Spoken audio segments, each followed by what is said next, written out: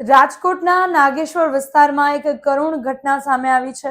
એક પતિએ પોતાની પત્નીને ગોળી મારી અને તેની હત્યા નિપજાવવાનો પ્રયાસ કર્યો છે અને ત્યારબાદ પતિએ પોતાને જ ગોળી મારી અને આત્મહત્યા કરી લીધી છે।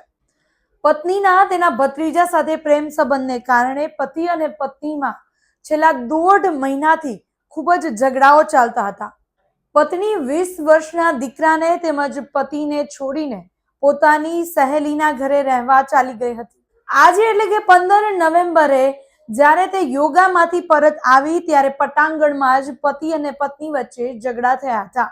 ઉશ્કેરાયેલા પતિએ પ્રથમ તો રિવોલ્વરથી પોતાની પત્નીને ગોળી મારી અને તેની હત્યા નિપજાવવાનો પ્રયાસ કર્યો અને ત્યારબાદ પોતે જ પોતાને ગોળી મારી અને આત્મહત્યા કરી છે।